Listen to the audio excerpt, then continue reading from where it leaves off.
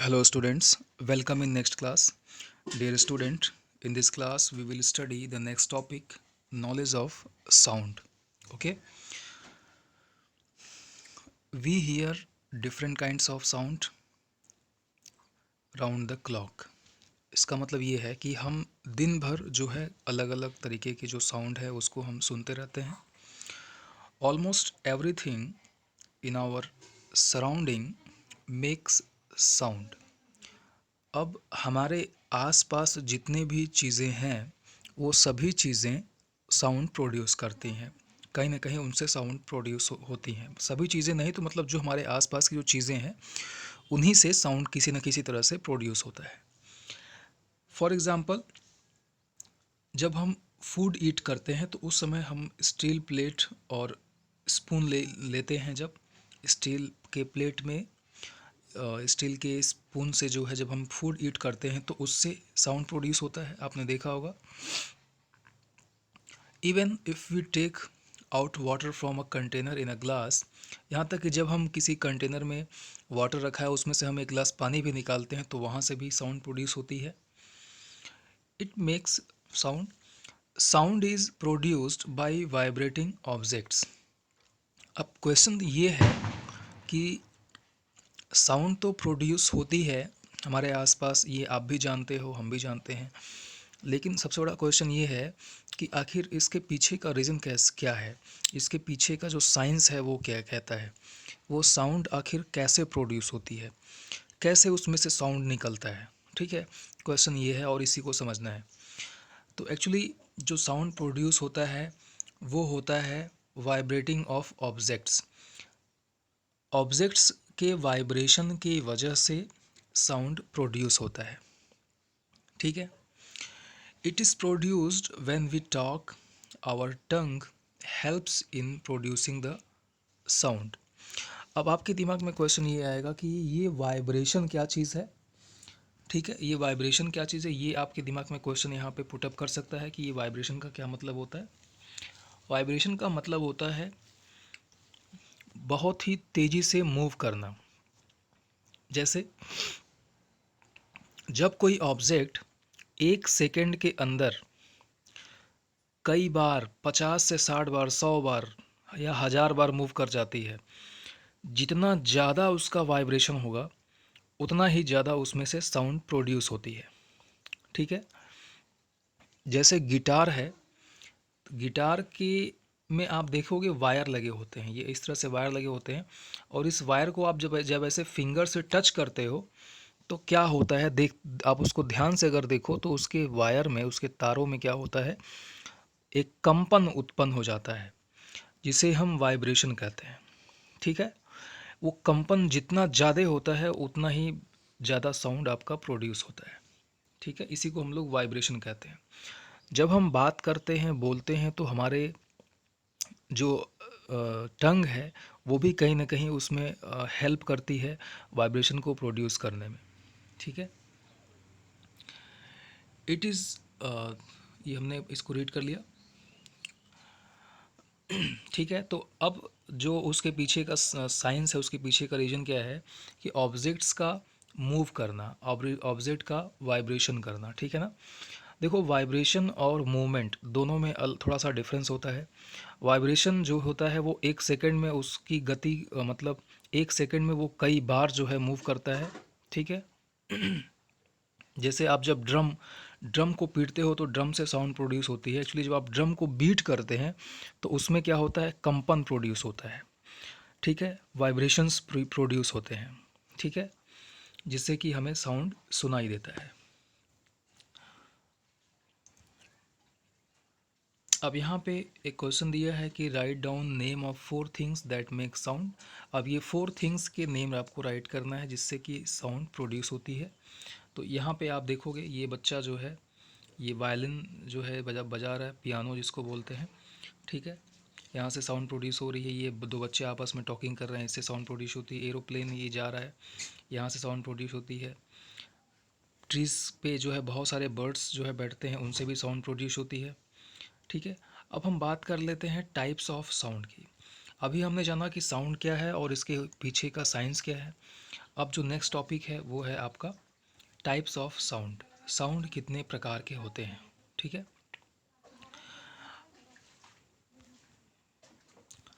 In your daily life we hear different types of sounds.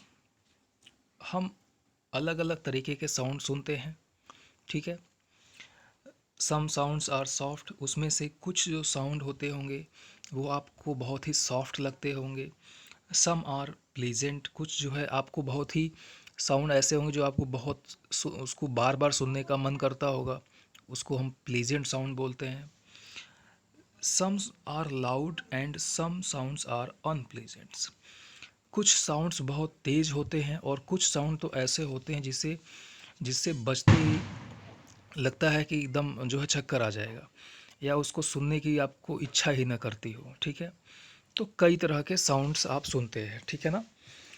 कुछ बहुत soft होते हैं, कुछ साउंड ऐसे होते हैं जिन्हें बार बार सुनने का मन करता है, कुछ ऐसे होते हैं जिनसे हमें इरिटेशन होने लगती है, और कुछ साउंड्स बहुत तेज होते हैं, उनसे भी हमें दिक्कत हो जाती है, ठीक है। ओके,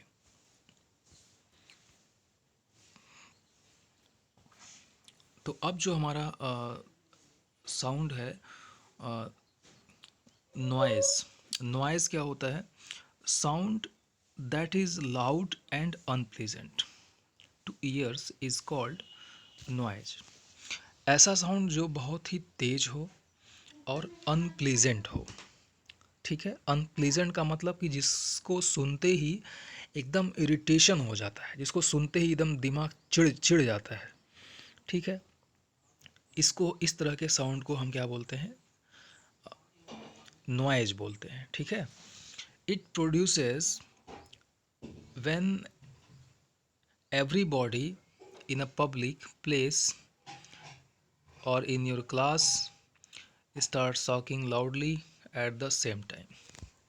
अब ये अनप्लीजेंट साउंड ऐसा कब होता है?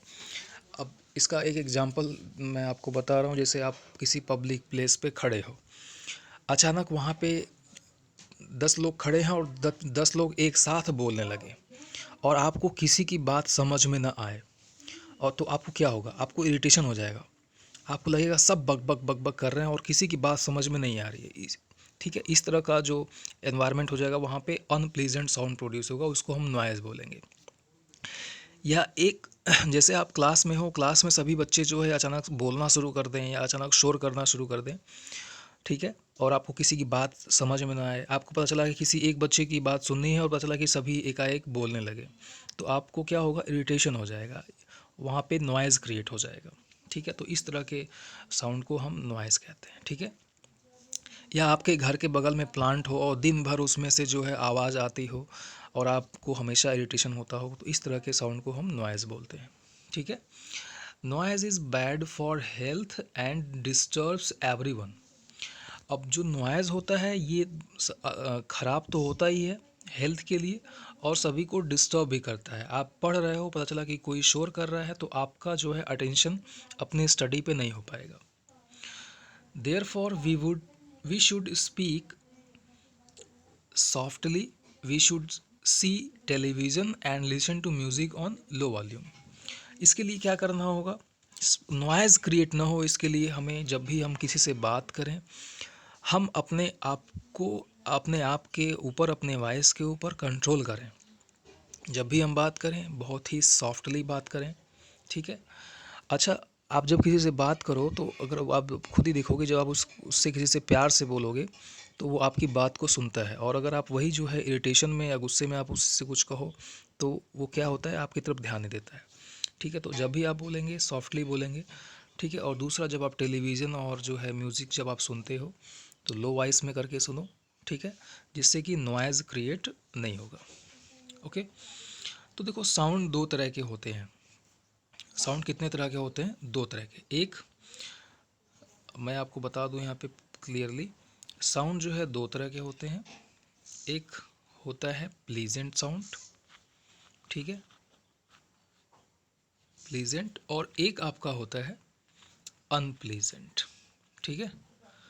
साउंड दो तरह के होते हैं, एक प्लीजेंट और एक अनप्लीजेंट। प्लीजेंट, अनप्लीजेंट को हम लोग नॉइज़ भी कह सकते हैं, ठीक है। जो साउंड प्लीजेंट नहीं है उसको आप क्या कह सकते हो, नॉइज़ भी कह सकते हो, ठीक है। Now the next topic is knowledge of force. A force is a push और पुल। फोर्स क्या है, पुश है या फिर पुल है। पुश का मतलब होता है धक्का देना, और पुल का मतलब होता है खींचना। जैसे ये देखो, ये क्या कर रहा है, इसको पुश कर रहा है, और ये क्या कर रहे हैं, इसको पुल कर रहे हैं।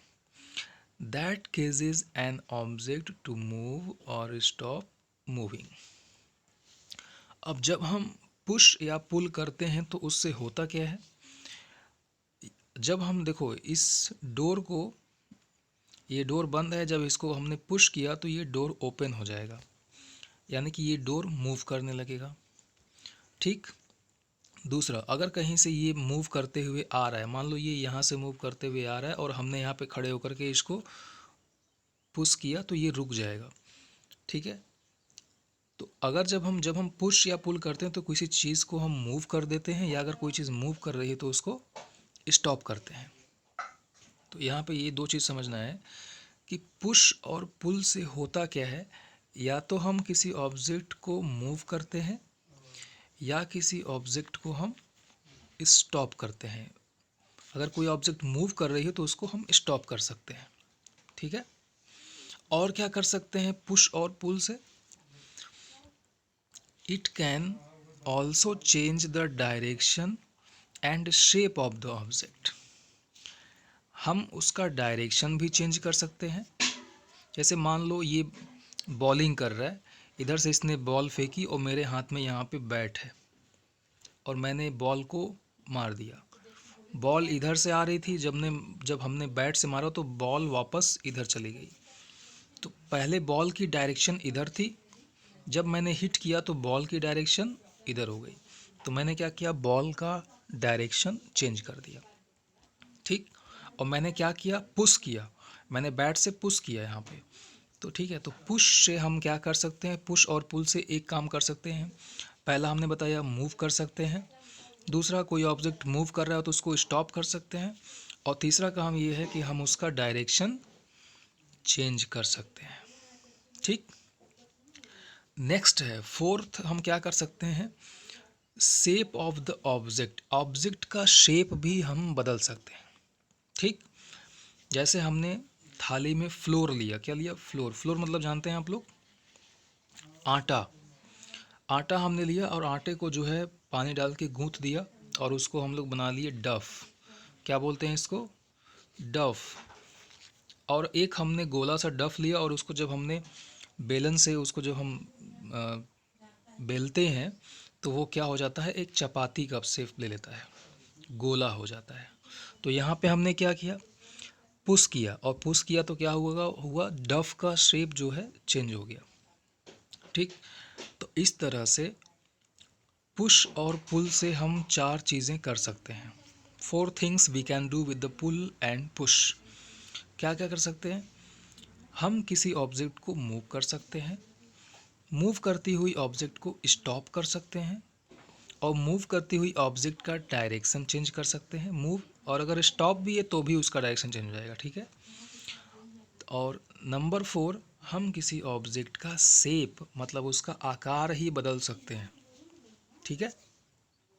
ओके, तो आई थिंक ये जो टॉपिक होगा आपको क्लियर हो गया होगा, ठीक है। तो मिलते हैं नेक्स्ट टॉपिक में। Thank you for watching.